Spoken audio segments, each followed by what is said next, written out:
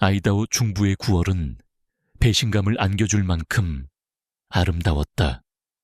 여름의 끝자락에서 마지막 열기를 토해내던 태양은 어느새 힘을 잃고 레미 산맥의 봉구리들은 서서히 붉고 노란 가을빛으로 물들기 시작했다. 사냥 시즌이 돌아온 것이다. 그리고 그 부름에 응답하는 이들 중에는 번커준, 나의 사촌번도 있었다. 번은 뼛속까지 사냥꾼이었다. 그의 삶은 광활한 북미, 대륙의 야생과 함께 흘러왔다. 알래스카의 툰드레에서 거대한 그리즐리 베어를 추적했고, 텍사스의 덤불 속에서 사나운 멧돼지와 숨막히는 사투를 벌였으며, 와이오밍의 험준한 산맥에서 큰 분량의 발자취를 쫓았다. 하지만 그가 가장 사랑하는 사냥터는 바로 이곳, 아이다호 중부의 레미 산맥이었다. 우리 커즌 가문은 대대로 이 산맥에서 사냥을 해왔다. 우리에게 레미 산맥의 모든 계곡과 봉구리는 마치 자기 집 앞마당처럼 익숙했다. 강물이 휘감아 도는 바닥부터 하늘을 찌를 듯 솟아오른 산곡대기까지, 그곳의 모든 숨결과 속삭임을 우리는 알고 있었다. 사냥은 매혹적인 사냥감이다. 그들은 인간의 발길이 닿기 힘든 수목 한계선 훨씬 위에 바위투성이 절벽에 산다.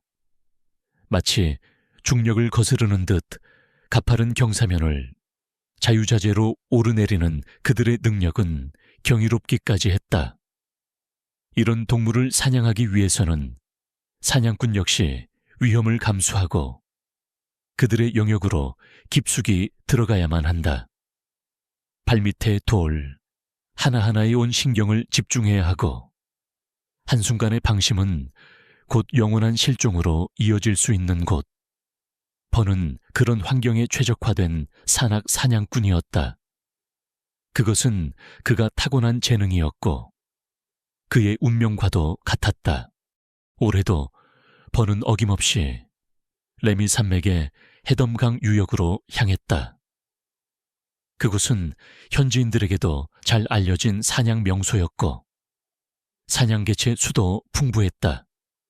새벽녘, 차가운 공기가 폐부 깊숙이 스며들었다. 그의 입에서는 하얀 입김이 뭉게뭉게 피어올랐다. 등 뒤에 짊어진 배낭의 묵직함과 손에 쥔 활의 익숙한 감촉이 그에게 안정감을 주었다. 첫 1마일 정도의 산행은 평탄했다. 계곡을 따라 올라갈수록 공기는 더욱 차가워졌고 주변은 고요함만이 감돌았다. 멀리 동쪽 산등성이 너머로 해가 막 고개를 내밀고 있었다. 황금빛 햇살이 계곡 사이로 스며들며 밤새 얼어붙었던 풍경을 부드럽게 녹였다. 그때 번은 평소 다니던 길에서 살짝 벗어난 곳에 희미하게 나있는 작은 사슴길을 발견했다. 지름길일지도 모른다는 생각에 그는 망설임 없이 그 길로 접어들었다. 수백 피트쯤 올라갔을까.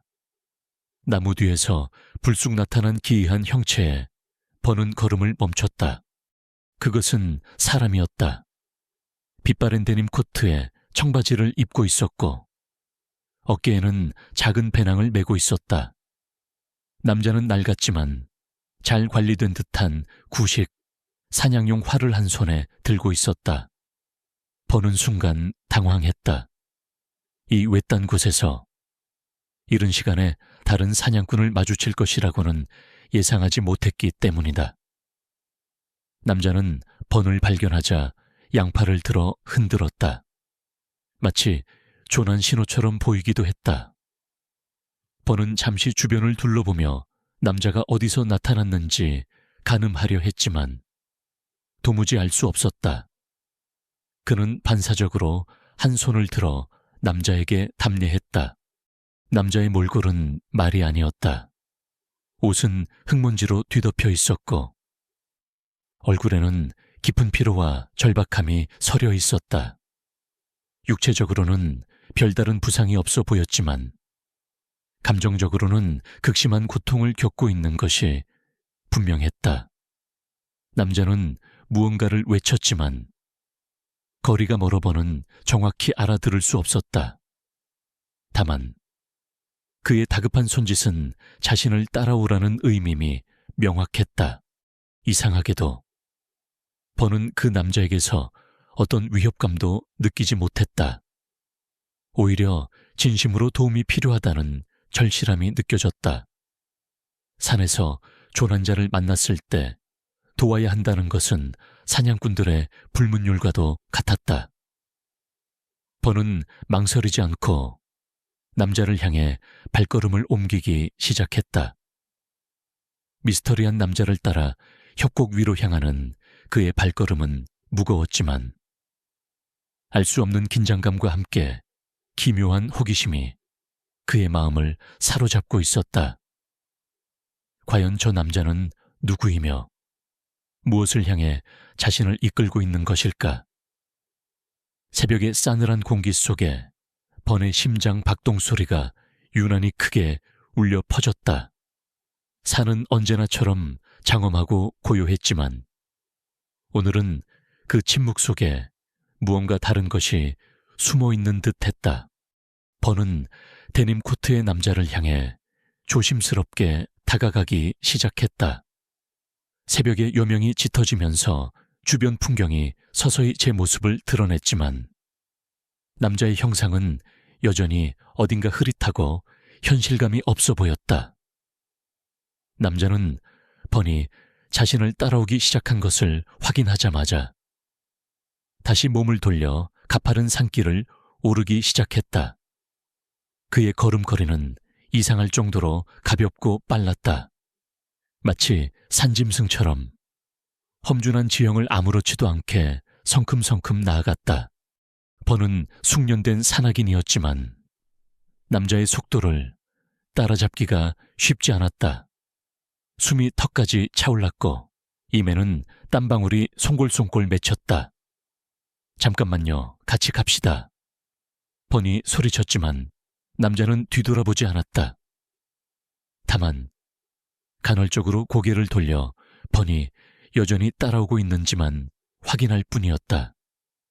그때마다 남자의 얼굴에 드리워진 깊은 시름과 초조함은 더욱 선명하게 번의 눈에 들어왔다. 마치 세상의 모든 근심을 다 짊어진 듯한 표정이었다. 이상한 일이었다. 번은 산을 오르기 전 산길 입구에 다른 차량이 있었는지 꼼꼼히 살폈었다. 자신의 낡은 픽업 트럭 외에는 어떤 인기척도 없었다. 그렇다면 저 남자는 도대체 어디서 나타난 것일까? 다른 능선에서 넘어왔다고 하기에는 그의 행색이 너무나 지쳐 보였고 가지고 있는 장비라고는 낡은 활과 작은 배낭뿐이었다. 현대적인 등산 장비도 무정이도 심지어 물통조차 제대로 보이지 않았다. 그의 옷차림 또한 기이했다. 빛바랜 데님 코트와 청바지는 수십 년은 좋게 되어 보이는 구식 스타일이었다. 활 역시 요즘 사냥꾼들이 사용하는 복잡한 컴파운드 보우가 아닌 단순한 형태의 전통적인 장군기였다.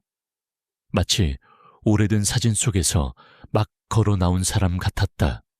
번은 남자를 따라가면서 여러 가지 가능성을 떠올렸다.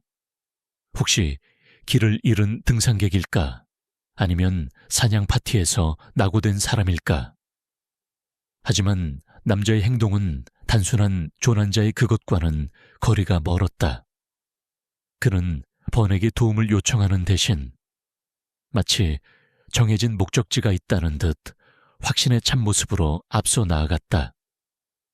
그 목적지가 무엇인지, 왜 자신을 그곳으로 이끌려 하는지 전혀 알 수 없었지만 번은 알 수 없는 힘에 이끌리듯 그의 뒤를 따랐다. 어쩌면 직감이었을지도 모른다. 오랜 사냥 경험으로 다져진 위험을 감지하고 미지의 상황에 대처하는 본능 같은 것, 협곡은 점점 더 깊어지고 좁아졌다. 햇빛조차 제대로 들지 않는 음침한 구간도 나타났다. 발밑에서는 마른 나뭇가지와 낙엽이 부스러지는 소리가 유난히 크게 들렸고, 가끔씩 정체를 알 수 없는 새의 날카로운 울음소리가 정막을 갈랐다. 버는 긴장을 늦추지 않고 주변을 살폈다. 혹시 모를 위험에 대비하기 위해서였다. 하지만 남자는 주변 환경에 전혀 개의치 않는 듯 오직 앞만 보고 나아갔다. 얼마나 시간이 흘렀을까. 버는 남자를 거의 따라잡을 뻔한 순간도 몇 번 있었다. 하지만 그럴 때마다 남자는 마치 약속이나 한 듯 속도를 더 내어 다시 거리를 벌렸다. 마치 보이지 않는 끈으로 연결된 채 일정한 강역을 유지하며 움직이는 인형들 같았다. 버는 그에게 말을 걸어보려 했지만 숨이 가빠 제대로 된 문장을 만들 수 없었다. 그리고 남자는 버니 말을 걸 틈조차 주지 않았다. 문득 버는 묘한 위화감을 느꼈다. 남자는 단 한 번도 지친 기색을 보이지 않았다. 가파른 오르막에서도 그의 걸음은 흐트러짐이 없었고 거친 숨소리조차 들리지 않았다. 반면 버는 온몸이 땀으로 젖었고 심장은 금방이라도 터질 듯 격렬하게 뛰고 있었다. 이 산에서 평생을 살아온 자신보다 저 남자가 더 이 지형에 익숙하다는 말인가? 아니면 저 남자는 인간이 아닌 다른 존재인가? 섬뜩한 생각이 머릿속을 스쳤지만 버는 애써 고개를 저었다. 피로 때문에 헛것을 보는 것일지도 몰랐다. 남자는 이따금씩 뒤를 돌아보며 버니 따라오는지 확인했고 그때마다 그의 눈빛은 더욱 간절해졌다. 마치 시간이 얼마 남지 않았다는 듯 무언가에 쫓기는 사람처럼 보였다. 버는 그 절박한 눈빛을 외면할 수 없었다. 그가 누구이든 어떤 사연을 가졌든 도움이 필요한 사람이라는 사실만은 분명해 보였다. 그리고 그를 돕는 것이 자신이 해야 할 일이라고 생각했다. 태양은 중천을 향해 서서히 움직이고 있었지만 깊은 협곡 속은 여전히 서늘했다. 남자는 이제 거의 수직에 가까운 바위, 경사면을 향해 나아가고 있었다. 저곳은 일반적인 등산로가 아니었다. 사냥이나 다닐 법한 험준한 길이었다. 버는 잠시 망설였다. 하지만 남자는 이미 경사면을 오르기 시작했고 위쪽에서 다급하게 손짓하고 있었다. 그의 표정에는 이제 애원과도 같은 감정이 어려 있었다. 버는 한숨을 내쉬었다. 이미 여기까지 온 이상 되돌아갈 수는 없었다. 그는 배낭을 고쳐매고 활을 단단히 움켜쥐었다. 그리고 미지의 남자가 이끄는 대로 위험천만한 바위, 경사면을 향해 첫 발을 내디뎠다. 발밑에서 작은 돌들이 굴러떨어지며 아찔한 소리를 냈다. 가을산의 고요함 속에 두 사람의 숨가쁜 여정만이 계속되고 있었다. 남자의 정체와 목적지에 대한 의문은 점점 더 커져만 갔다. 가파른 바위 경사면을 오르는 것은 고행과도 같았다. 발을 디딜 곳은 한정되어 있었고 손으로 잡을 만한 바위 틈이나 나무 뿌리도 드물었다. 날카로운 돌부리의 옷이 찢기고 손바닥에서는 피가 배어나왔다. 버는 몇 번이나 미끄러져 넘어질 뻔했지만 그때마다 간신히 균형을 잡고 다시 기어올랐다.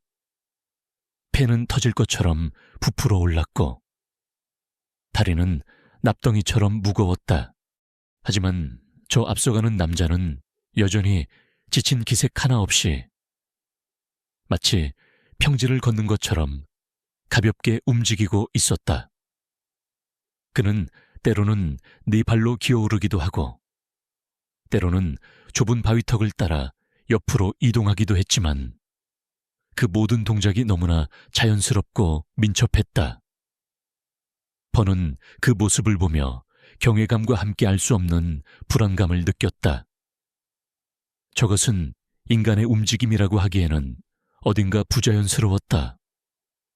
마치 이 험준한 산 자체가 그의 몸의 일부인 것처럼 그는 지형과 완벽하게 하나가 되어 움직이고 있었다.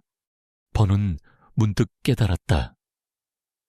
자신과 남자 사이의 거리가 전혀 좁혀지지 않고 있다는 사실을 그가 아무리 안간힘을 써서 속도를 내도 남자는 항상 그의 시야에서 아슬아슬하게 벗어날 듯 말 듯한 거리를 유지했다. 마치 보이지 않는 끈으로 묶여 있는 것처럼 그 거리는 일정하게 유지되었다. 그가 잠시 숨을 고르기 위해 멈춰서면 남자도 멀찍이 서 그를 기다렸다.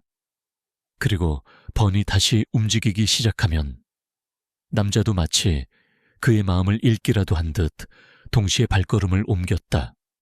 도대체 누구시오? 번은 거친 숨을 몰아쉬며 외쳤다. 목소리는 갈라져 제대로 나오지 않았고 산의 정막 속에 힘없이 흩어졌다. 남자는 여전히 대답이 없었다. 다만 이따금씩 뒤를 돌아보며 번을 재촉할 뿐이었다. 그의 눈빛은 점점 더 강렬해졌고 그 안에는 형언할 수 없는 슬픔과 간절함이 뒤섞여 있었다. 그 눈빛을 마주할 때마다 번은 마치 최면에 걸린 사람처럼 맹목적으로 그를 따라야 한다는 강박감에 사로잡혔다. 주변 풍경은 점점 더 황량해졌다. 키 큰 나무들은 사라지고 관목과 거친 풀들만이 바위 틈에 뿌리를 내리고 있었다. 하늘은 더없이 푸르고 맑았지만 그 푸르름이 오히려 비현실적인 느낌을 자아냈다. 바람 소리가 귓가를 스치며 기괴한 속삭임처럼 들렸고 멀리서 들려오는 매의 날카로운 울음소리는 불길한 예감마저 들게 했다. 이곳은 인간의 영역이 아닌 야생 그 자체였다. 그리고 그 야생의 심장부로 정체불명의 남자는 번을 이끌고 있었다. 번의 머릿속은 혼란스러웠다. 처음에는 단순한 조난자라고 생각했지만 남자의 기이한 행동과 초인적인 능력은 그 가설을 무너뜨렸다. 그렇다면 그는 누구인가? 혹시 정신이 온전치 못한 사람일까? 아니면 혹시 번은 불길한 상상을 애써 떨쳐내려 했지만 그의 마음속 깊은 곳에서는 이미 그 가능성을 받아들이고 있는지도 몰랐다. 이 산에는 수많은 전설과 미신이 존재했다. 길 잃은 영혼, 산의 정령, 혹은 오래된 저주에 대한 이야기들. 평소에는 고숨쳤을 이야기들이었지만 지금 이 순간만큼은 그 모든 것이 현실처럼 느껴졌다. 한 번은 남자가 바위 절벽의 좁은 턱을 따라 아슬아슬하게 건너가는 것을 보았다. 발 하나를 간신히 디딜 수 있을 정도의 폭이었고 그 아래는 수백 피트 아래에 까마득한 낭떠러지였다. 번은 도저히 그곳을 건널 엄두가 나지 않았다. 하지만 남자는 마치 숙련된 고개사처럼 조금의 망설임도 없이 그곳을 통과했다. 그리고 반대편에서 번을 향해 손짓했다. 그의 표정은 마치 이 정도는 아무것도 아니다 라고 말하는 듯했다. 번은 절망감을 느꼈다.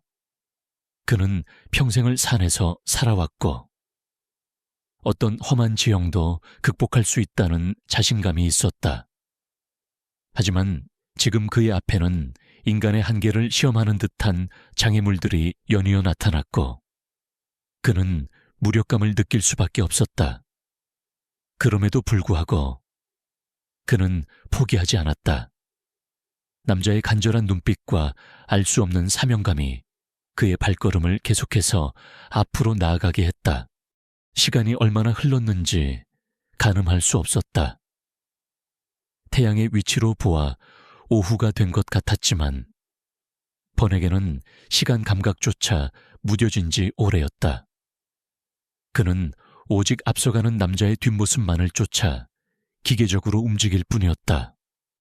그의 육체는 이미 한계에 다다랐지만 정신력 하나로 버티고 있었다. 마침내 남자가 거대한 바위 더미 앞에서 멈춰 섰다. 그곳은 마치 세상의 끝처럼 느껴지는 황량하고 삭막한 곳이었다. 주변에는 온통 크고 작은 바위들 뿐이었고 살아있는 생명의 흔적이라고는 찾아볼 수 없었다. 남자는 바위 더미의 특정 지점을 가리키며 번을 돌아보았다. 그의 얼굴에는 이제까지와는 다른 미묘한 표정 변화가 있었다. 그것은 마치 오랫동안 기다려온 순간이 마침내 찾아왔다는 안도감과도 같았고 동시에 깊은 슬픔과 체념이 뒤섞인 복잡한 감정이었다. 번은 숨을 헐떡이며 남자에게 다가갔다. 이제 그와 남자 사이의 거리는 불과 몇 걸음밖에 되지 않았다. 드디어 그에게 말을 걸 수 있는 기회가 온 것이다. 하지만 번이 입을 열기도 전에 남자는 손가락으로 바위 더미를 다시 한번 가리키고는 마치 연기처럼 스르르 사라져 버렸다. 너무나 순식간에 일어난 일이라 번은 자신이 무엇을 본 것인지조차 제대로 인지할 수 없었다. 남자가 서 있던 자리에는 아무것도 남아있지 않았다.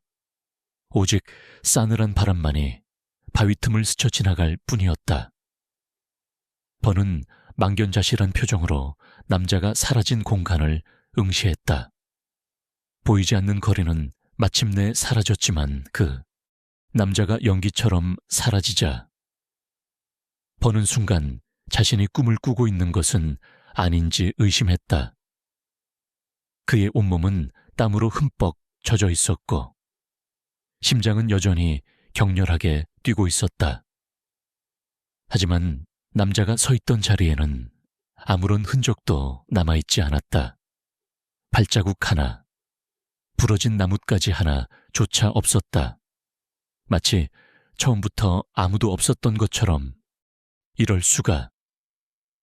번은 허탈하게 중얼거렸다. 그는 거대한 바위 더미 앞에 우두커니 서서 망연자실한 표정으로 주변을 둘러보았다. 사방은 온통 기괴한 형상의 바위들 뿐이었고 그 사이로 스산한 바람만이 휘몰아치고 있었다. 대체 무슨 일이 일어나고 있는 것일까? 그 남자는 누구였으며 왜 자신을 이곳까지 이끌고 와서 홀연히 사라져버린 것일까? 번은 극심한 피로와 함께 깊은 좌절감을 느꼈다. 그는 남자를 돕기 위해, 아니 어쩌면 그저 알 수 없는 호기심에 이끌려 위험을 무릅쓰고 여기까지 왔다. 하지만 결과는 허무함 뿐이었다. 그는 속았다는 생각마저 들었다.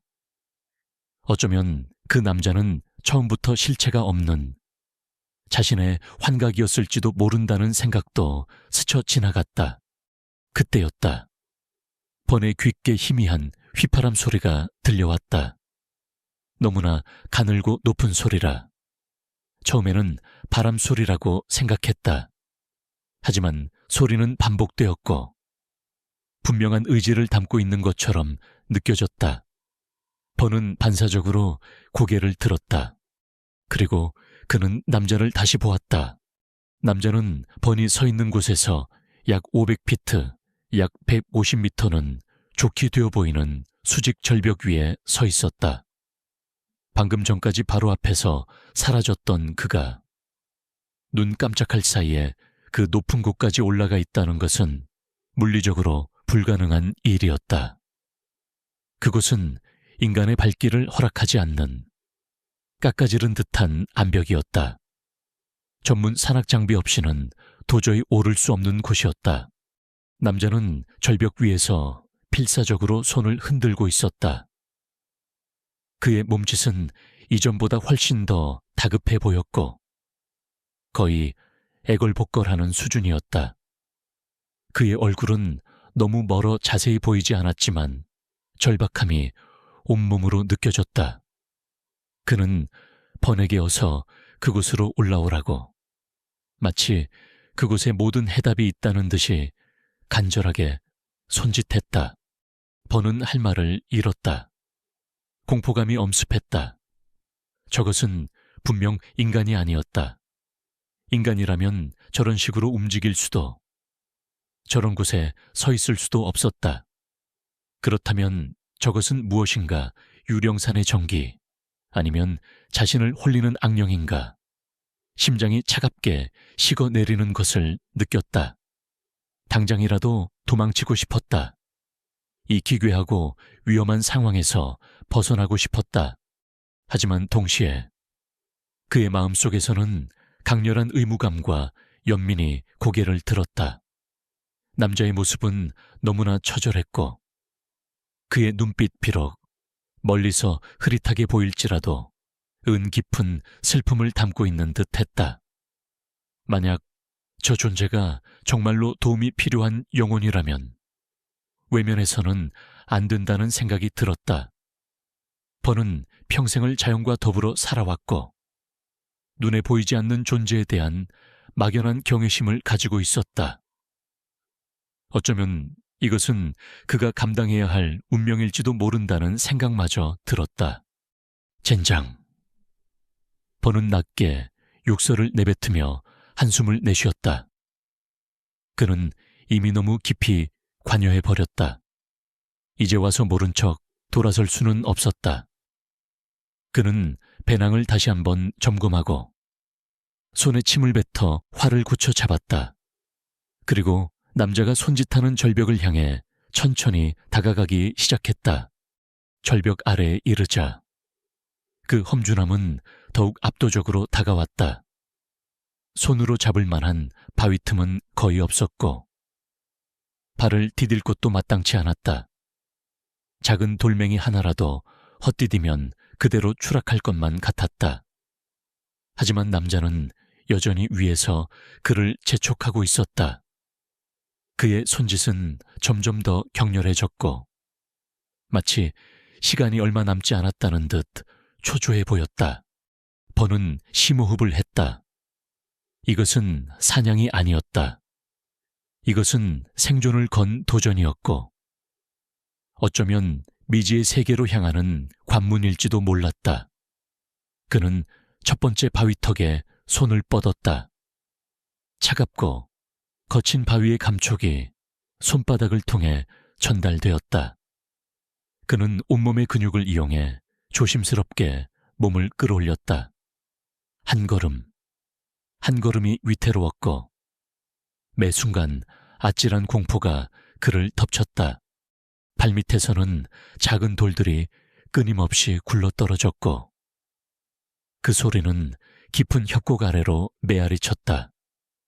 땀이 비 오듯 흘러내려 눈을 가렸지만 그는 쉴 틈도 없이 계속해서 위로 올라갔다. 때로는 손톱이 부러지고 무릎이 까지는 고통도 감수해야 했다. 그의 머릿속에는 오직 절벽 위에서 손짓하는 남자의 모습과 그를 향해 나아가야 한다는 강박적인 생각만이 가득했다. 시간이 얼마나 흘렀을까? 번은 자신이 얼마나 높이 올라왔는지 가늠할 수 없었다. 다만 아래를 내려다볼 엄두조차 나지 않았다. 그는 오직 위만 바라보며 기계적으로 팔다리를 움직였다. 숨은 턱까지 차올랐고 팔다리는 감각이 없을 정도로 저려왔다. 하지만 그는 멈출 수 없었다. 남자의 절박한 손짓이 그를 끊임없이 채찍질하고 있었기 때문이다. 마침내 그의 손이 절벽 위 평평한 바닥에 닿았다. 마지막 힘을 다해 몸을 끌어올리자 마침내 그는 작은 바위 평지에 올라설 수 있었다. 사방이 트인 그곳에서는 레미 산맥의 장엄한 풍경이 한눈에 들어왔다.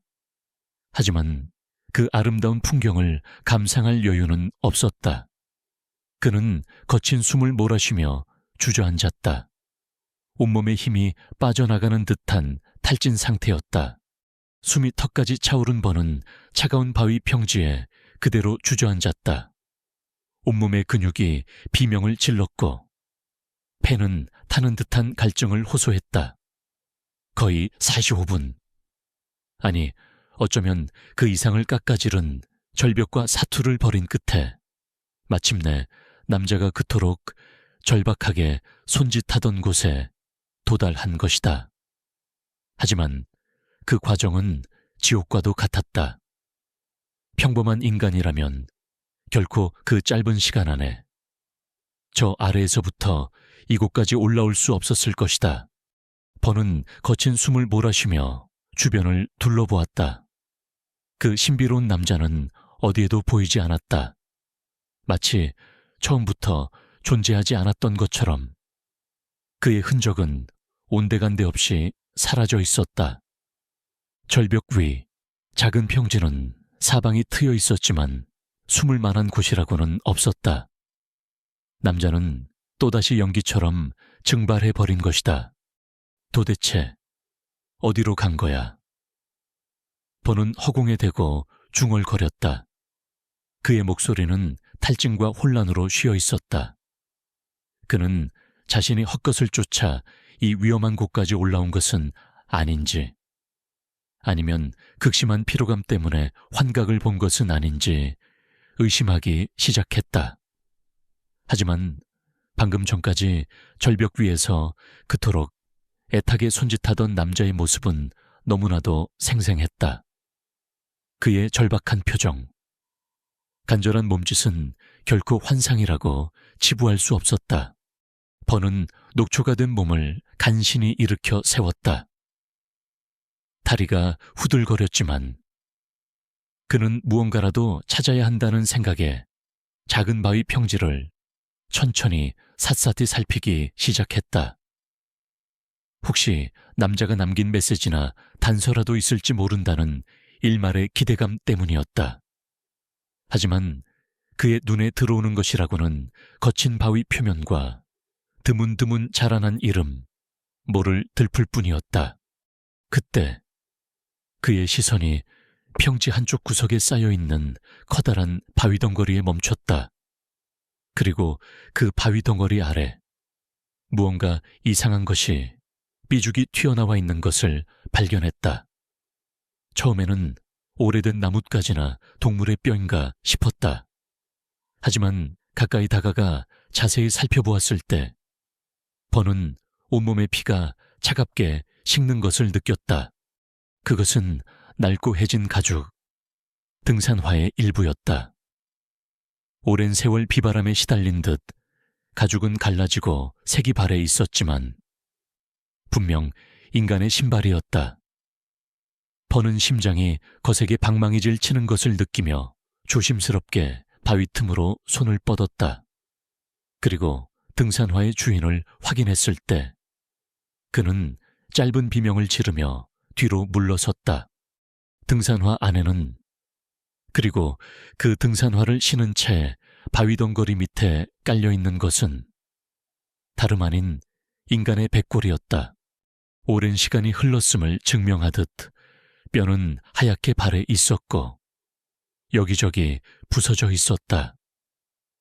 두개골은 바위 틈에 기괴한 각도로 끼어 있었고 갈비뼈는 산산조각 나 있었다. 시신의 자세로 보아 커다란 바위가 굴러떨어지면서 그를 덮친 것이 분명했다. 끔찍한 사고였음에 틀림없었다. 버는 망견자실한 표정으로 백골을 내려다 보았다. 말문이 막혔다. 아름답고 장엄하기만 했던 레미 산맥의 풍경이 순식간에 음산하고 비극적인 배경으로 변해버렸다. 눈앞의 광경은 너무나도 참혹했고 죽음의 냉기가 그의 온몸을 훑고 지나가는 듯했다. 그는 본능적으로 주위를 다시 한번 둘러보았다. 그 남자는 여전히 보이지 않았다. 하지만 이제 모든 것이 명확해졌다. 그 절박했던 남자, 불가능한 속도로 자신을 이끌었던 그 존재는 바로 이 백골의 주인이었을 것이다. 그는 자신이 묻힌 곳을 알려주기 위해 이 비극적인 최후를 세상에 드러내기 위해 유령이 되어 나타난 것이었다. 남자의 슬픔 가득한 눈빛, 간절했던 몸짓, 그리고 자신을 이곳으로 이끌었던 모든 행동들이 이제야 이해가 되었다. 버는 백골 앞에 무릎을 꿇었다. 그는 사냥꾼이었고 수많은 동물의 죽음을 목격했지만 이렇게 처참한 인간의 죽음 앞에서 그는 숙연해질 수밖에 없었다. 그는 자신도 모르게 낮은 목소리로 기도를 올렸다. 이름 모를 영혼을 위해. 그리고 그가 마침내 안식을 찾기를 바라는 마음에서였다. 주변은 섬뜩할 정도로 고요했다. 오직 바람 소리만이 백골의 뼈 사이를 스치며 울부짖는 듯한 소리를 낼 뿐이었다. 버는 한동안 그 자리에 못 박힌 듯 앉아 있었다. 충격과 슬픔, 그리고 알 수 없는 경외감이 뒤섞인 복잡한 감정들이 그의 마음속에서 소용돌이쳤다. 이윽고 그는 정신을 차렸다. 이대로 있을 수만은 없었다. 그는 이 사실을 당국에 알려야 했고 이 불행한 영혼이 제대로 된 안식을 찾을 수 있도록 도와야 했다. 그는 배낭에서 GPS 장치를 꺼내 현재 위치를 정확히 기록했다. 그리고 다시 한번 백골을 향해 고개를 숙여 묵념한 뒤 조심스럽게 절벽을 내려갈 준비를 하기 시작했다. 내려가는 길은 올라올 때보다 훨씬 더 위험하고 힘들게 느껴졌다. 극도의 긴장감과 피로감, 그리고 방금 목격한 충격적인 광경 때문에 그의 몸은 청은망은 무거웠다. 하지만 그의 마음속에는 한 가지 분명한 목표가 있었다. 이 비극적인 진실을 세상에 알리고 저 바위 아래 잠든 영혼에게 평화를 가져다 주어야 한다는 것. 그것이 바로 그 신비로운 남자가 자신에게 부여한 임무일 것이라고 버는 굳게 믿었다. 백골 앞에서 짧은 기도를 마친 버는 천천히 몸을 일으켰다. 충격과 슬픔은 여전히 그의 마음을 무겁게 짓눌렀지만 이상하게도 그의 내면 깊은 곳에서는 알 수 없는 평온함이 잔물결처럼 일렁이고 있었다. 그것은 마치 오랫동안 지고 있던 무거운 짐을 내려놓은 듯한, 혹은 오랫동안 찾아 헤매던 것을 마침내 발견한 듯한 그런 감정이었다. 하지만 그 감정은 온전히 그의 것이 아니었다. 마치 주변 공기 전체에서 스며들어와 그의 영혼을 부드럽게 감싸는 듯한 외부로부터 온 평온함이었다. 버는 이 기묘한 느낌의 정체를 알 수 없었다. 어쩌면 그것은 저 바위 아래 잠든 영혼이 마침내 자신의 존재를 알렸다는 안도감일지도 몰랐다. 혹은 오랫동안 잊혔던 진실이 세상에 드러날 것이라는 기대감에서 오는 것일 수도 있었다. 이유가 무엇이든 그 평온함은 번에게 기묘한 위안을 주었고 동시에 그에게 주어진 임무의 무게를 실감하게 했다. 그는 이 불행한 영혼을 위해 자신이 해야 할 일이 무엇인지 분명히 알고 있었다. GPS 장치에 정확한 위치를 저장한 후 버는 다시 한번 백골을 향해 고개를 숙였다. 편히 쉬시오. 그의 낮은 목소리가 바람에 실려 흩어졌다. 이제 남은 것은 이 험준한 절벽을 내려가 당국에 이 사실을 알리는 것이었다. 올라올 때만큼이나, 아니 어쩌면 그보다 더 위험한 여정이 될 터였다. 그의 몸은 이미 한계에 다다른 상태였고 정신적인 충격 또한 만만치 않았다. 하산은 예상대로 험난했다. 발을 디딜 곳을 찾기는 더욱 어려웠고 손으로 잡을 바위는 날카롭기 그지없었다.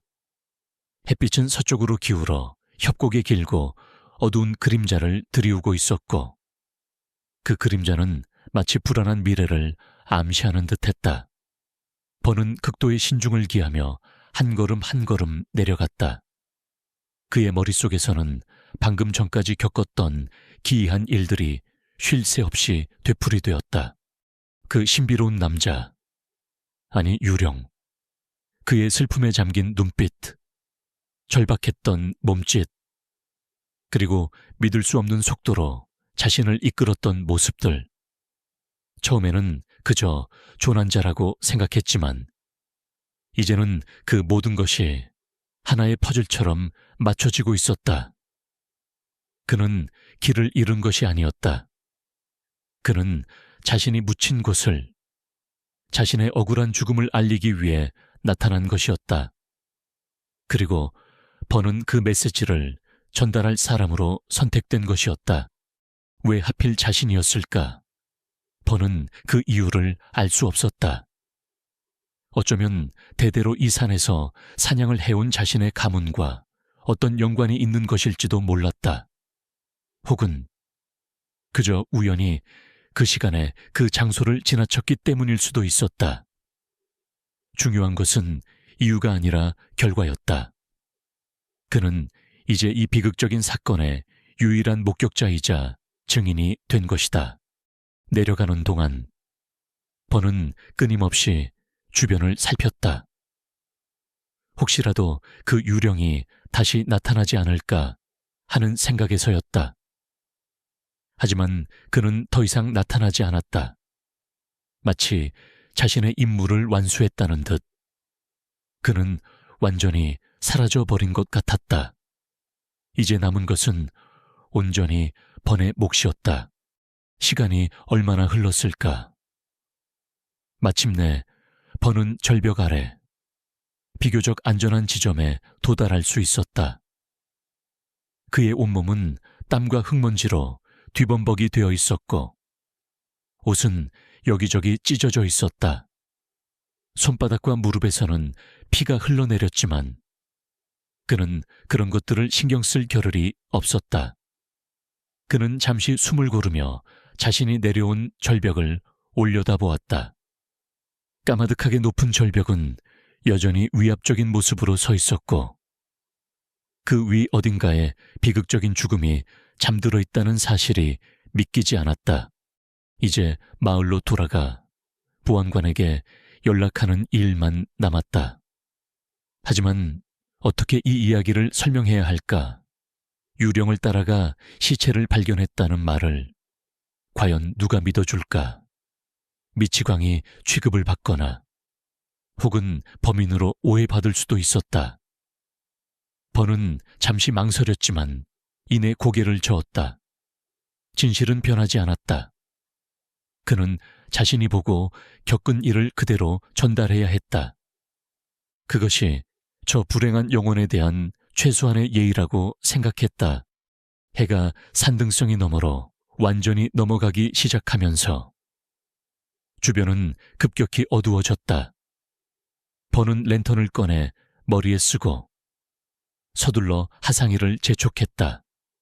마을까지는 아직도 한참을 더 가야 했다. 그의 발걸음은 무거웠지만 마음속에는 기묘한 사명감이 자리 잡고 있었다. 오늘 그가 겪은 일은 평생 잊지 못할 기이하고도 슬픈 경험이었다. 그리고 그 경험은 그의 삶에 어떤 식으로든 깊은 흔적을 남길 것이 분명했다. 어둠이 짙게 깔린 산길을 홀로 걸으며 버는 레미산맥에 또 다른 얼굴을 본 것 같은 기분이 들었다. 늘 아름답고 풍요로운 자연의 품이라고만 생각했던 이 산속 깊은 곳에 이토록 오랫동안 숨겨진 비극이 잠들어 있었다는 사실이 그를 숙연하게 만들었다. 그리고 그 비극을 세상에 알리는 역할을 자신이 맞게 되었다는 것에 대해 알 수 없는 운명의 무게를 느꼈다. 그의 어깨 위에는 이제 단순한 사냥감의 무게가 아닌 한 인간의 잊혔던 삶과 죽음의 무게가 더해져 있었다. 어둠이 짙게 깔린 산길을 헤쳐나가는 것은 또 다른 고역이었다. 랜턴 불빛에 의지해 겨우 발밑을 분간하며 걷는 동안 번은 몇 번이나 발을 헛디뎌 넘어질 뻔했다. 극심한 피로와 탈진, 그리고 낮 동안 겪었던 정신적 충격은 그의 육체적 한계를 시험하고 있었다. 하지만 그의 머릿속은 오로지 한 가지 생각뿐이었다. 최대한 빨리 마을로 돌아가 이 끔찍한 발견을 알려야 한다는 것. 얼마나 시간이 흘렀을까. 저 멀리 희미하게 자신의 픽업 트럭이 주차된 상일 입구가 보이기 시작했다. 문명의 불빛은 아니었지만 그 익숙한 실루엣은 번에게 안도감을 주었다. 마치 지옥 같았던 하루가 끝나고 현실 세계로 돌아온 듯한 기분이었다. 그는 마지막 남은 힘을 쥐어짜 트럭으로 다가갔다. 차 문을 여는 손이 가늘게 떨리고 있었다. 트럭에 시동을 걸자 엔진 소리가 낯설면서도 반갑게 느껴졌다. 그는 곧장 레미 카운티 보안관 사무실이 있는 가장 가까운 마을을 향해 차를 몰았다. 울퉁불퉁한 비포장 도로를 달리는 동안 차창 밖으로 보이는 어둡고 육중한 레미 산맥의 그림자는 그에게 이전과는 전혀 다른 의미로 다가왔다. 아름다운 사냥터가 아닌 비극을 품은 거대한 무덤처럼 느껴졌다. 마을에 도착한 것은 자정이 거의 다 되어서였다. 보안관 사무실은 불이 꺼져 있었지만 비상 연락망을 통해 야간 당직 중인 부보안관과 연락이 닿았다. 번은 전화기 너머로 자신이 겪은 일을 최대한 침착하게 설명하려 애썼다. 하지만 사냥 중에 유령을 따라갔더니 수십 년 된 백골을 발견했다는 그의 이야기는 누가 들어도 황당하게 들릴 수밖에 없었다. 부보안관은 처음에는 번의 말을 믿지 않는 눈치였다. 그의 목소리에는 노골적인 회의감과 함께 번이 술에 취했거나 정신적으로 문제가 있는 것은 아닌지 의심하는 듯한 뉘앙스마저 풍겼다. 하지만 번은 끈기 있게 상황을 설명했다. 그의 목소리에 담긴 진실성과 절박함, 그리고 그가 묘사하는 현장의 구체적인 디테일들은 부보안관으로 하여금 마냥 무시할 수만은 없게 만들었다. 특히 번이 GPS 좌표까지 정확히 불러주자 부보안관의 태도는 조금씩 변하기 시작했다. 결국 날이 밝는 대로 수색팀을 꾸려 현장으로 가보겠다는 답변을 받아낸 번은 녹초가 된 몸을 이끌고 근처 모텔의 방을 잡았다. 침대에 몸을 던지자마자 깊은 잠에 빠져들었지만 그의 꿈속에서는 여전히 그 신비로운 남자와 바위 아래 백골이 떠나지 않았다. 다음 날 아침, 번은 레미 카운티 보안관 사무실에서 2명의 보안관 대리와 마주 앉았다. 밤사이 상황을 보고받은 보안관은 이례적으로 신속하게 수색 및 조사팀을 파견하기로 결정한 것이었다. 번은 다시 한번 어제 겪었던 일들을 상세하게 진술했다. 그의 이야기는 여전히 믿기 어려운 구석이 많았지만 그의 진지한 태도와 일관된 진술은 보안관 대리들에게 어느 정도 신뢰감을 주었다. 세 사람은 번의 트럭을 타고 다시 해덤강 유역으로 향했다. 어제와는 달리 햇살이 밝게 내리쬐는 낮이었지만 산으로 향하는 번의 마음은 여전히 무거웠다. 보안관 대리들은 가는 내내 번에게 여러 가지 질문을 던졌다. 남자의 인상착의 행동, 그리고 그가 사라진 방식 등 번은 자신이 본 것을 최대한 정확하게 전달하려 노력했지만 그들 역시 반신반의하는 표정을 숨기지 않았다. 현장으로 향하는 길은 험난했다.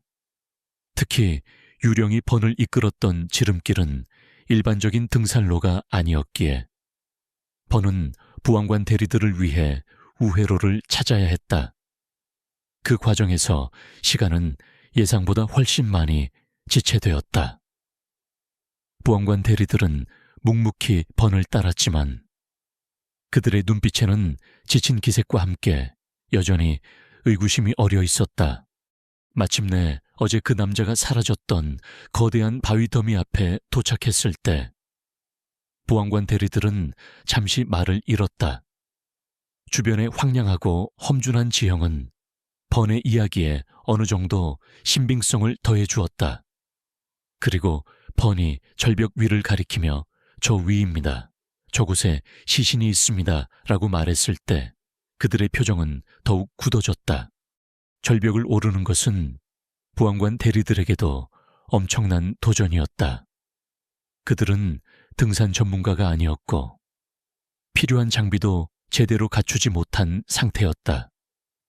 번은 자신이 올라갔던 경로를 최대한 안전하게 안내하려 애썼지만 그들의 속도는 더딜 수밖에 없었다.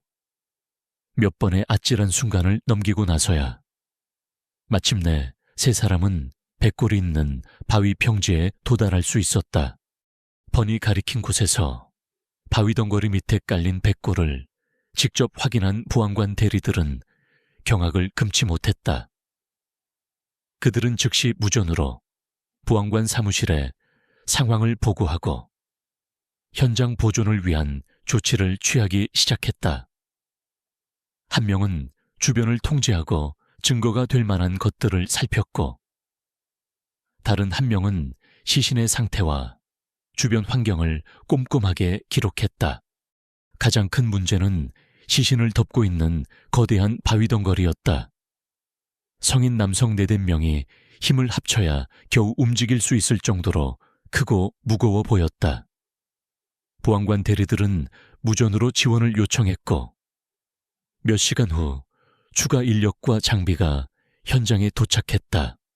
해가 뉘엿뉘엿 서산으로 넘어갈 무렵 마침내 여러 명의 장정들이 힘을 합쳐 바위 덩거리를 밀어내는데 성공했다.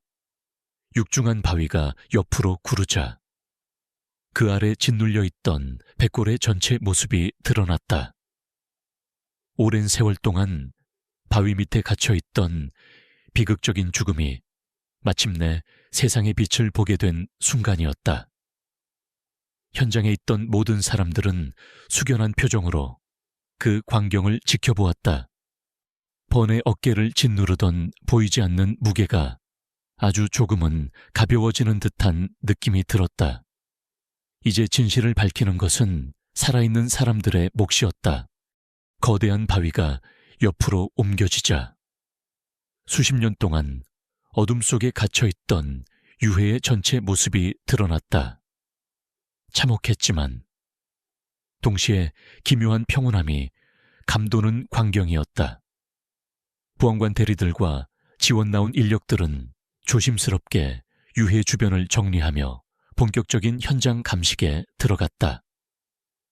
그들은 마치 고고학 발굴 현장처럼 작은 붓과 도구를 이용해 뼈 주위의 흙과 돌 부스러기들을 걷어내고 유해와 함께 발견된 모든 물품을 세심하게 수습했다. 예상대로 유해와 함께 발견된 것은 낡은 사냥 장비들이었다. 부식된 사냥용 칼, 화살촉 몇 개, 그리고 형태를 알아보기 힘들 정도로 삭아버린 가죽 배낭의 잔해. 하지만 그 중에서도 조사팀의 시선을 사로잡은 것은 유해의 옷가지 속에서 발견된 작은 지갑이었다. 오랜 세월 땅속에 묻혀 있었음에도 불구하고 가죽 지갑은 비교적 온전한 형태를 유지하고 있었다. 보안관 중 한 명이 조심스럽게 지갑을 열었다. 그 안에는 몇 장의 지폐와 함께 빛바랜 가족 사진으로 보이는 것. 그리고 가장 결정적인 단서가 될 만한 것이 들어있었다. 바로 신용카드였다. 플라스틱 카드는 오랜 시간이 흘렀음에도 불구하고 이름과 번호를 희미하게나마 식별할 수 있는 상태였다. 현장에서 즉시 신용카드 정보를 통해 신원 조회에 들어갔다. 산아래 보안관 사무실과의 무선 교신이 몇 차례 오고 간 후 마침내 믿을 수 없는 사실이 밝혀졌다. 유해의 신원은 바로 53년 전, 바로 이 레미 산맥에서 실종된 활 사냥꾼 아서 벨먼이라는 남성이었다. 기록에 따르면 그는 1970년 9월 사냥을 위해 해덤강 유역으로 떠났다가 돌아오지 않았고 대대적인 수색 작업에도 불구하고 끝내 발견되지 못한 채 영구 실종자로 처리된 상태였다. 공교롭게도 그가 실종된 날짜는 번이 그를 발견한 날과 거의 정확히 54년의 시차를 두고 있었다. 이 사실이 알려지자 현장에 있던 모든 사람들은 충격과 함께 숙연함에 휩싸였다. 반세기 넘게 산속에 묻혀있던 한 인간의 비극적인 최후가 마침내 세상에 드러난 것이다. 오랫동안 미제로 남아있던 실종 사건의 마지막 퍼즐 조각이 맞춰지는 순간이었다. 보안관들은 나서 벨먼의 유족들에게 연락을 취하기 위한 절차에 들어갔다. 50년이라는 긴 세월이 흘렀지만 그의 가족들에게는 이것이 늦게나마 찾아온 슬픈 위로이자 종결이 될 터였다. 번은 이 모든 과정을 조금 떨어진 곳에서 묵묵히 지켜보고 있었다. 그는 이제 자신이 해야 할 일은 끝났다고 생각했다. 유해를 발견하고 당국에 알렸으니 나머지는 그들의 몫이었다. 보안관은 번에게 몇 가지 추가 질문을 했지만 그는 자신이 겪었던 초자연적인 현상에 대해서는 더 이상 자세히 언급하지 않았다. 그저 길을 잃은 듯한 남자를 따라갔고 우연히 시신을 발견하게 되었다는 정도로만 설명했다. 그의 이야기를 온전히 믿는 사람은 아무도 없는 듯했지만 어쨌든 결과적으로 잊혔던 시신이 발견된 것은 사실이었기에 더 이상 문제 삼지는 않았다. 며칠 후 아서 벨먼의 유해 발견 소식은 지역 신문과 방송을 통해 알려지기 시작했다. 53년 만에 발견된 실종 사냥꾼, 레미 산맥의 비극 같은 자극적인 제목의 기사들이 사람들의 이목을 끌었다. 기사에는 아서 벨먼의 생전 이야기와 실종 당시의 상황, 그리고 그를 발견하게 된 경위, 물론 번의 초자연적인 경험은 제외된 채 익명의 사냥꾼의 제보로 각색되었다 등이 간략하게 소개되었다. 번은 자신의 신원이 대중에게 공개되거나 아서 벨먼의 가족들에게 알려지는 것을 원치 않았다. 그는 보안관에게 익명을 강력히 요청했고 보안관 역시 그의 의사를 존중해 주기로 했다. 번은 자신이 영웅적인 일을 했다고 생각하지 않았다. 그에게 있어 이것은 그저 기이하고 슬픈 산속 이야기의 일부일 뿐이었고 자신이 어떤 공로나 인정을 받을 이유는 없다고 생각했다. 그저 반세기 넘게 잊혔던 한 영혼이 마침내 가족의 품으로 돌아갈 수 있게 되었다는 사실에 작은 위안을 느낄 뿐이었다. 뉴스 보도가 나오면서 아서 벨먼의 생전 사진 몇 장이 함께 공개되었다. 젊은 시절 활기찬 모습으로 활을 들고 있는 사진, 가족들과 함께 웃고 있는 사진 등이었다. 번은 무심코 신문에 실린 그의 사진을 보았다. 사진 속 남자는 건강하고 행복해 보였다. 하지만 그 사진들을 보는 순간 번은 온몸에 피가 얼어붙는 듯한 충격을 받았다. 숨이 멎는 것 같았다. 그의 눈앞이 아찔해지며 현실 감각이 흐릿해지는 것을 느꼈다. 신문에 실리 나서 벨먼의 사진 속 얼굴, 그것은 바로 며칠 전 자신을 이 험준한 산속으로 이끌었던 그 신비로운 남자의 얼굴과 정확히 일치했다. 빛바랜 데님 코트와 낡은 활을 들고 있던 슬픔과 절박함이 가득했던 바로 그 남자였다. 신문지에 인쇄된 흑백 사진 속 가서 벨먼의 얼굴은 번의 뇌리에 깊숙이 박혔다. 그것은 단순한 닮은 꼴이 아니었다. 머리 스타일, 눈매, 입가의 희미한 미소까지 모든 것이 며칠 전 자신이 마주했던 그 남자의 모습과 소름 돋을 정도로 일치했다. 버는 손에 들고 있던 신문을 떨어뜨릴 뻔했다. 심장이 미친 듯이 뛰었고 식은땀이 등줄기를 타고 흘러내렸다. 이제 모든 조각들이 제자리를 찾으며 하나의 끔찍하고도 경이로운 그림을 완성하고 있었다. 그 남자의 절박했던 표정, 마치 세상의 모든 슬픔을 짊어진 듯한 눈빛, 그것은 반세기 넘게 차가운 바위 밑에 갇혀 아무에게도 발견되지 못한 채 절규하던 영혼의 모습이었다. 낡고 빛바랜 데님 코트와 구식 활, 그것은 그가 실종되었던 53년 전의 유행이었고 그가 마지막 순간까지 손에서 놓지 않았던 사냥 도구였을 것이다. 인간의 한계를 뛰어넘는 듯했던 그의 움직임, 그리고 연기처럼 사라졌다 나타나기를 반복했던 기이한 능력, 그것은 육신을 벗어난 영혼만이 가질 수 있는 자유로움이었으리라.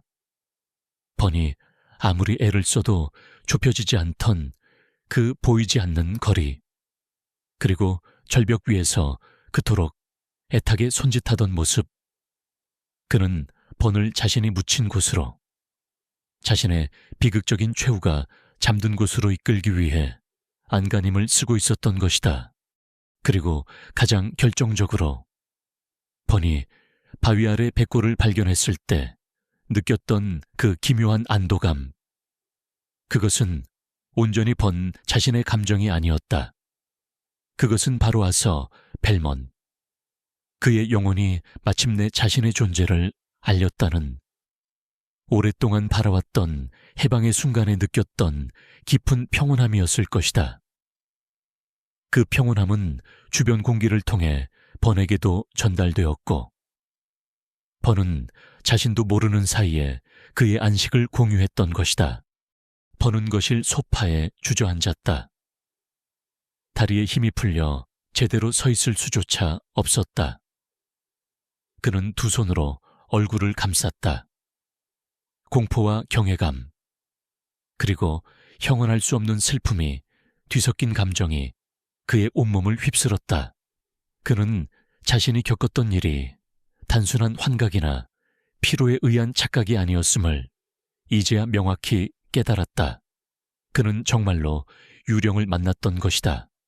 그리고 그 유령은 자신에게 도움을 요청하기 위해 잊혔던 진실을 세상에 드러내기 위해 나타났던 것이다. 그는 보안관에게 모든 것을 사실대로 말하지 않았던 것을 후회했다. 물론 유령 이야기를 꺼냈더라면 미치광이 취급을 받았을 것이 뻔했지만, 그래도 진실의 일부를 숨겼다는 사실이 그의 마음을 무겁게 했다. 아서 벨몬의 영혼은 얼마나 절박했을까? 얼마나 오랫동안 이 순간을 기다려왔을까? 번은 며칠 전의 기억들을 하나하나 되짚어 보았다. 남자가 자신을 돌아보며 따라오는지 확인하던 순간들, 그때마다 그의 얼굴에 스쳐 지나가던 초조함과 간절함, 이제야 그 모든 행동의 의미가 명확해졌다. 그는 자신이 제대로 따라오고 있는지, 자신의 마지막 안식처로 인도할 수 있을지 끊임없이 확인했던 것이다. 만약 번이 중간에 포기했더라면 아서 벨몬의 영혼은 또다시 기약 없는 기다림 속으로 침잠해야 했을지도 모른다. 문득 버는 아서 벨몬과 기묘한 유대감을 느꼈다. 그는 알지도 못하는 사람의 유령에게 선택되어 그의 마지막 소원을 들어준 셈이었다. 왜 하필 자신이었을까? 그 질문은 여전히 풀리지 않는 수수께끼로 남아 있었지만 이제 그 질문의 무게는 이전과 달랐다. 그것은 단순한 호기심이 아닌 운명적인 이끌림에 대한 경외감에 가까웠다. 아서 벨몬. 그는 집으로 돌아가고 싶었을 것이다. 자신의 이야기를 세상에 알리고 싶었을 것이다. 그리고 무엇보다도 사랑하는 가족들에게 자신이 어디에 있는지, 어떻게 되었는지 알려주고 싶었을 것이다. 비록 53년이라는 긴 세월이 흘렀지만 그의 영혼은 그 염원을 버리지 않고 기다렸던 것이다. 그리고 마침내 번을 통해 그 소원을 이룰 수 있게 된 것이다. 버는 자리에서 일어나 창밖을 바라보았다. 저 멀리 레미 산맥에 웅장한 실루엣이 보였다. 이제 그 산은 그에게 단순한 사냥터가 아니었다. 그곳은 수많은 생명과 죽음이 교차하는 곳이었고 때로는 인간의 이해를 초월하는 신비로운 일들이 벌어지는 곳이었다. 그리고 그곳에서 그는 평생 잊지 못할 기이하고도 성스러운 경험을 했던 것이다. 아서 벨몬의 사진이 실린 신문은 그의 손안에서 구겨져 있었다. 사진 속 남자는 여전히 젊고 활기찬 모습으로 웃고 있었다. 버는 그의 명복을 빌었다. 이제 그는 더 이상 차가운 바위 밑에 외롭게 갇혀있지 않을 것이다. 그의 이야기는 세상에 알려졌고 그의 영혼은 마침내 자유를 찾았을 것이다. 그리고 그 여정의 마지막을 자신이 함께했다는 사실은 번에게 두려움과 동시에 알 수 없는 자부심을 느끼게 했다. 이 기괴한 산속 이야기는 이제 그의 삶의 일부가 되었고 그 의미는 시간이 흐를수록 더욱 깊어질 것이 분명했다. 아서 벨몬의 유해가 발견된 지 몇 주가 흘렀다. 그의 유해는 마침내 53년 만에 가족의 품으로 돌아갔다는 소식이 지역 신문을 통해 간간히 전해졌다. 기사에는 반세기 넘게 아들을, 남편을, 아버지를 기다려온 가족들의 슬픔과 함께 늦게나마 그의 유해라도 찾게 되어 다행이라는 복잡한 심경이 담겨 있었다. 장례식은 조촐하지만 엄숙하게 치러졌고 아서 벨몬은 마침내 레미산맥의 차가운 바위 아래가 아닌 따뜻한 가족 묘지에 영원한 안식을 찾게 되었다. 버는 이 모든 소식을 멀리서 지켜보았다. 그는 여전히 익명으로 남았고 아서 벨몬의 가족들과도 어떤 접촉도 하지 않았다. 그가 원했던 것은 오직 하나, 아서 벨몬의 영혼이 평화를 찾는 것이었고 이제 그 바람은 이루어진 듯했다. 그가 느꼈던 기묘한 안도감은 이제 그의 마음속 깊은 곳에 잔잔한 평화로 자리 잡았다. 그 기이했던 경험 이후 번의 삶은 겉으로는 크게 달라지지 않았다. 그는 여전히 사냥을 했고 레미 산맥을 찾았다. 하지만 그의 눈에 비치는 산의 모습은 이전과 같지 않았다. 산은 여전히 아름답고 장엄했지만 그 이면에는 인간의 이해를 초월하는 깊은 비밀과 슬픈 이야기들을 품고 있는 신비로운 공간으로 느껴졌다. 그는 산을 오를 때마다 바위 틈을 스치는 바람 소리에도 귀를 기울였고 나무십 사이로 부서지는 햇살 속에서도 보이지 않는 존재들의 속삭임을 느끼는 듯했다.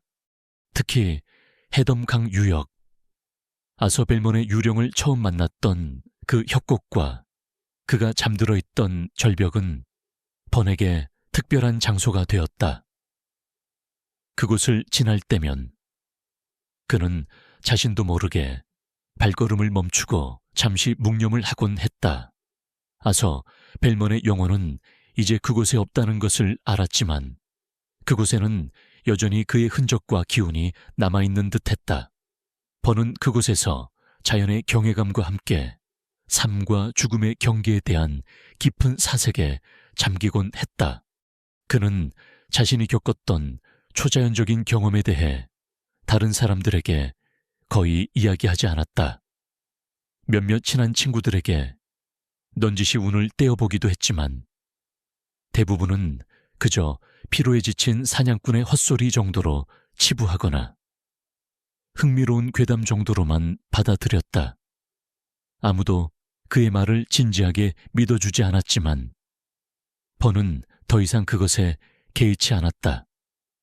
중요한 것은 자신이 진실을 알고 있다는 것이었고 그 경험은 온전히 그 자신만의 것이었다.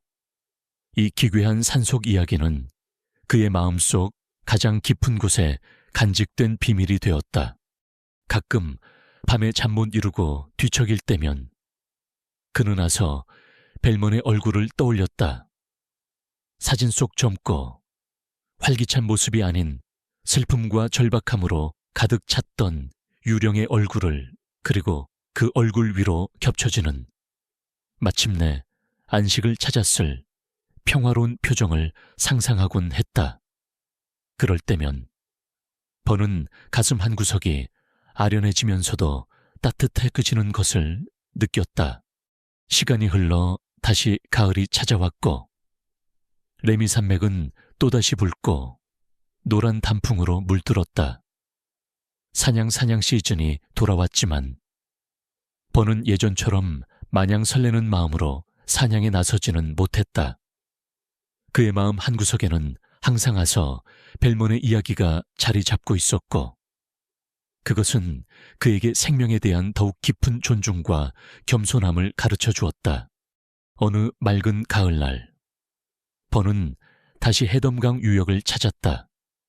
사냥 목적은 아니었다. 그는 조용히 그 협곡을 걸었고 아서 벨몬의 유령이 자신을 이끌었던 그 가파른 절벽 아래에 섰다. 그는 절벽 위를 한참 동안 몰차 올려다보았다. 하늘은 더없이 푸르고 맑았고 바람은 부드럽게 그의 뺨을 스쳤다. 그 순간 번은 모든 것이 제자리를 찾았다는 강한 확신을 느꼈다. 아서 벨몬의 영혼은 이제 더 이상 이 산속을 떠돌지 않을 것이다. 그는 집으로 돌아갔고 사랑하는 이들 곁에 잠들었다. 그리고 자신은 그 마지막 여정의 안내자 역할을 했을 뿐이었다. 번은 작은 들꽃 한 송이를 꺾어 절벽 아래 바위 틈에 놓았다. 어떤 의식도 거창한 의미도 없었다. 그저 마음에서 우러나오는 작은 행동이었다. 그는 조용히 고개를 숙여 잠시 눈을 감았다. 그리고 다시 눈을 떴을 때 그의 마음은 놀라울 정도로 평온했다. 레미 산맥은 여전히 그 자리에 장엄하게 서 있었다. 수많은 비밀을 간직한 채 때로는 아름다운 얼굴로, 때로는 거친 얼굴로 인간을 맞이했다. 번은 그 산의 일부였고 산 역시 그의 일부였다. 그는 그 산에서 삶의 기쁨과 슬픔, 그리고 경이로움을 배웠다. 그리고 그 모든 경험 속에서 아서 벨몬과의 기이한 만남은 영원히 잊히지 않는 깊은 울림으로 남아있을 것이었다. 해가 서쪽으로 기울기 시작하자 번은 천천히 산을 내려왔다. 그의 발걸음은 가벼웠고 마음은 평화로웠다. 그는 더 이상 유령을 두려워하지 않았다. 오히려 그들을 이해하고 연민하게 되었다. 그들은 한때 우리와 똑같이 살과 피를 가진 존재들이었고 저마다의 사연과 아픔을 간직한 채 우리 곁을 맴돌고 있는지도 몰랐다.